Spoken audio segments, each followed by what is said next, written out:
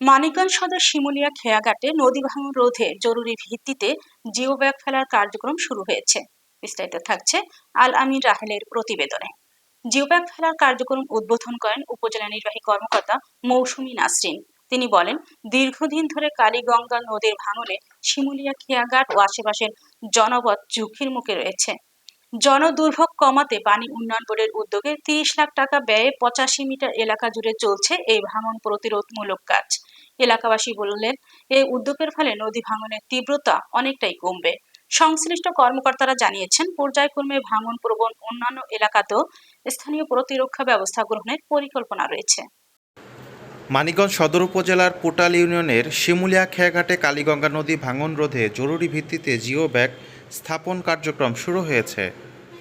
রবিবার সকালে সদর উপজেলা নির্বাহী কর্মকর্তা মৌসুমী নাসরিন আনুষ্ঠানিকভাবে এ কার্যক্রম উদ্বোধন করেন।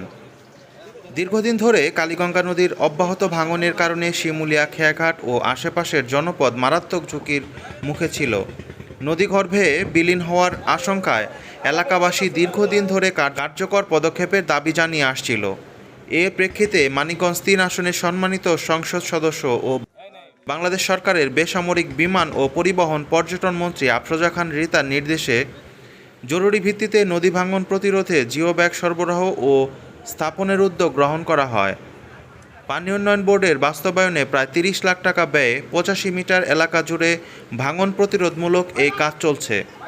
নদীর তীর সংরক্ষণ এবং ভাঙনের তীব্রতা কমিয়ে জনসাধারণের জনমাল বসত ভিটা ও গুরুত্বপূর্ণ যোগাযোগের ব্যবস্থা রক্ষাই এ প্রকল্পের মূল লক্ষ্য। স্থানীয় বাসিন্দারা জানান, সময়োপযোগী এই উদ্যোগ বাস্তবায়িত হলে নদী ভাঙনের ঝুঁকি অনেকাংশে কমবে এবং ক্ষতিগ্রস্ত মানুষের দুর্ভোগ লাঘব হবে।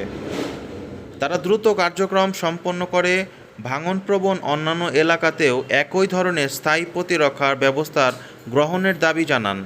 সংশ্লিষ্ট কর্মকর্তারা জানান, বর্তমানে কাজ সফলভাবে সম্পন্ন হওয়ার পর পর্যায়ক্রমে কালীগঙ্গা নদীর অন্যান্য ঝুঁকিপূর্ণ এলাকায়ও স্থানীয় প্রশাসন নদী শাসন ও ভাঙন প্রতিরোধমূলক ব্যবস্থা গ্রহণের পরিকল্পনা রয়েছে।